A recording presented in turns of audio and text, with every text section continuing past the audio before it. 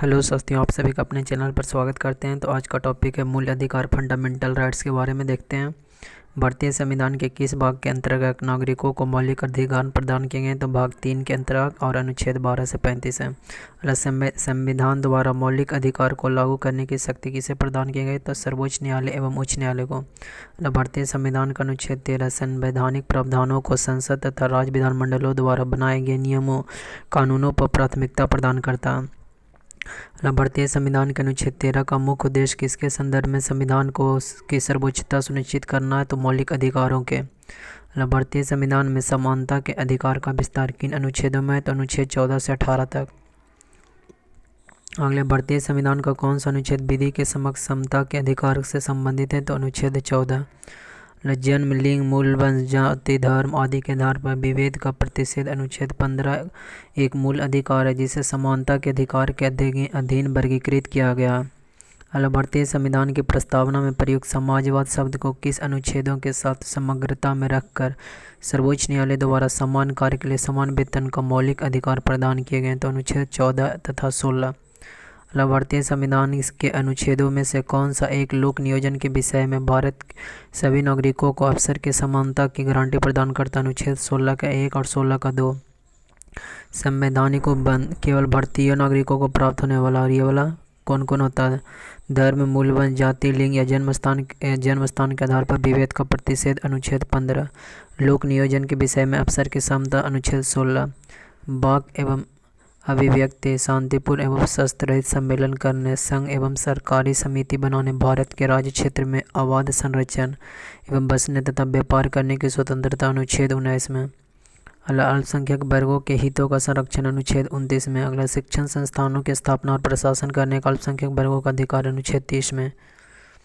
विधि के समक्ष ये होता है भारतीय में विदेशी को प्राप्त मूल अधिकार, विधि के समक्ष समता और विधियों के समान संरक्षण अनुच्छेद 14। अपराधों के लिए दोष सिद्धि के संबंध में संरक्षण अनुच्छेद 20। जीवन का अधिकार अनुच्छेद 21। शिक्षा का अधिकार 21 का ए। कुछ दशाओं में गिरफ्तारी एवं निरोध से संरक्षण अनुच्छेद 22। शोषण के विरुद्ध अधिकार अनुच्छेद 23 एवं 24। धर्म एवं संस्कृति की स्वतंत्रता 25, 26, 27, 28। संविधान के किस अनुच्छेद के अंतर्गत अस्पृश्यता का उन्मूलन किया गया? अनुच्छेद 17। संविधान में अस्पृश्यता परिभाषित नहीं। अस्पृश्यता निवारण अधिनियम 1955 के अंतर्गत अस्पृश्यता को बढ़ावा देना एक दंडनीय अपराध है। अनुच्छेद 18 का संबंध उपाधियों के अंश से। भारतीय संविधान के किस अनुच्छेद में वाक एवं अभिव्यक्ति की स्वतंत्रता के मूल अधिकार का प्रावधान किया गया? तो अनुच्छेद 19 में।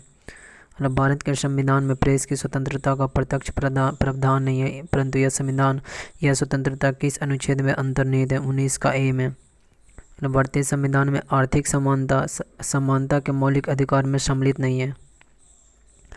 आगे देखते हैं 19 के अंतर्गत 6 स्वतंत्रता हैं। कौन कौन है?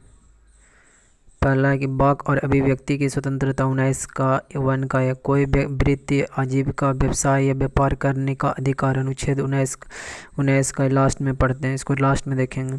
दूसरा, शांतिपूर्ण हथियार रहित सम्मेलन का अधिकार 19 का 1 का बी में, वो 1 का बी में। संगम या संघ या सहकारी समिति बनाने के अधिकार अनुच्छेद 19 का सी में। भारत के राज्य क्षेत्र में अबाध संचरण का अधिकार 19 का 1 का डी में।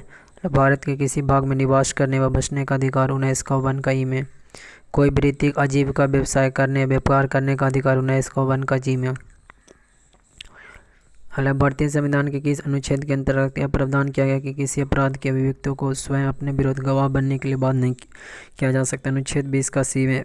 संविधान का कौन सा अनुच्छेद दोष सिद्धि के संबंध में अभियुक्तों को दोहरे दंड एवं स्व अभिशासन से संरक्षण प्रदान करता है? अनुच्छेद 20 में।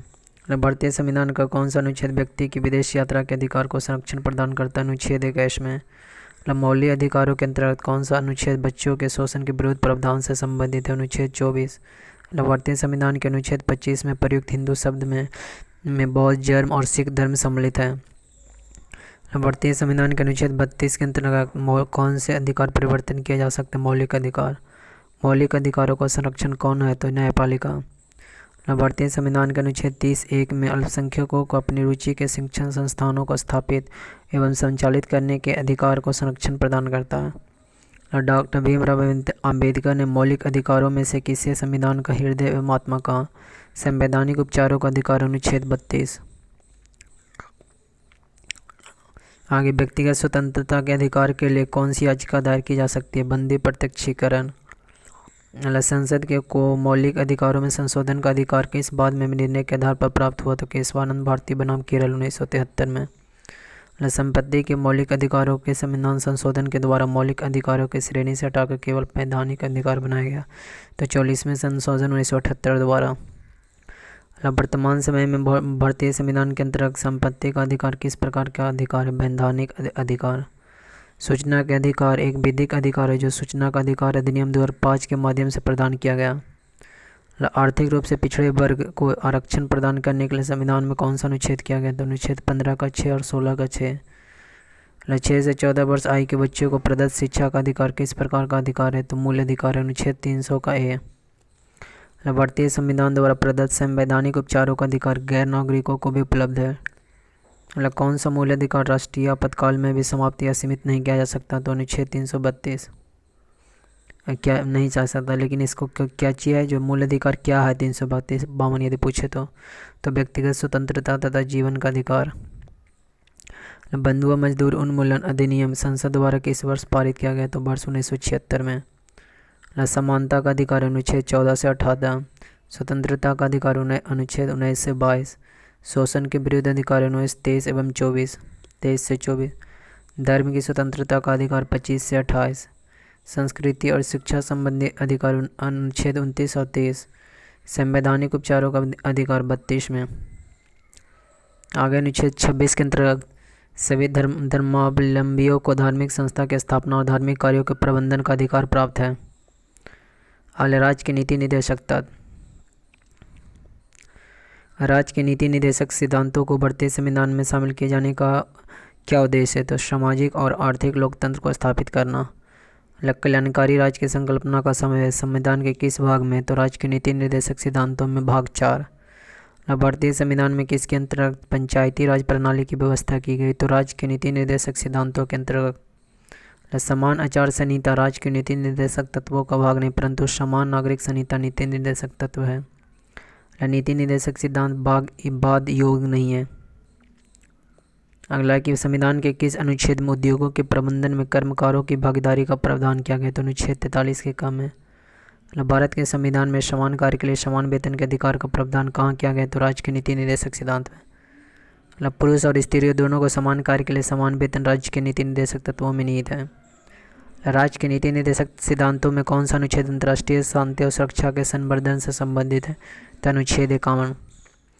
राज्य के नीति निर्देशक सिद्धांत एक ऐसा चेक है जो बैंक की सुविधा अनुसार अदा किया जाता है। यह कथन किसका है? तो कीर्ति शाह का। नीति निर्देशक तत्व से संबंधित महत्वपूर्ण अनुच्छेद। अनुच्छेद 36 नीति निर्देशक तत्वों के संदर्भ में राज्य की परिभाषा। अनुच्छेद 37 न्यायालय द्वारा परिवर्तनीय न होना, न्यायालय द्वारा परिवर्तनीय न होना 37 में। 38 में लोक कल्याण की अभिवृद्धि के लिए सामाजिक व्यवस्था बनाना, लोक कल्याण की अभिवृद्धि के लिए सामाजिक व्यवस्था बनाना। 38 के 2 में आय की असमानताओं को कम करने का प्रयास करना, 38 का 2 में। 39 का में निःशुल्क विधिक सहायता उपलब्ध कराना, निःशुल्क विधिक सहायता उपलब्ध कराना। 39 का ख में समुदाय के भौतिक संसाधनों का स्वामित्व एवं नियंत्रण इस प्रकार है जिससे सामूहिक हितों की सर्वोत्तम रूप में प्राप्ति हो। 39 के घ में पुरुष और स्त्रियों दोनों को समान कार्य के लिए समान वेतन। 39 का ड में पुरुष और स्त्री कर्मकारों के स्वास्थ्य एवं शक्ति का तथा बालकों के सुकुमार अवस्था का दुरुपयोग न। 39 के अड़ में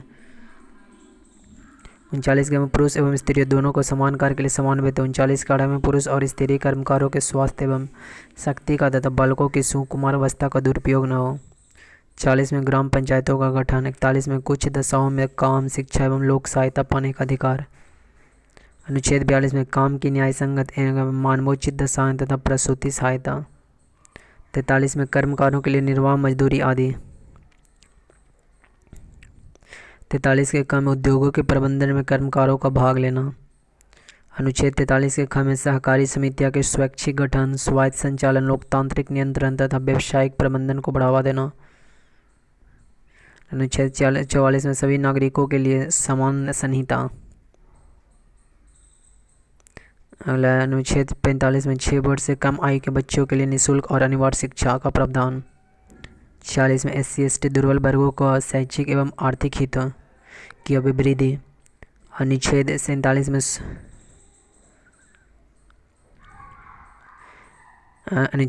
पोषण स्तर और जीवन स्तर तथा लोक स्वास्थ्य में सुधार तथा हानिकारक नशीले पदार्थों के उपभोग पर प्रतिबंध।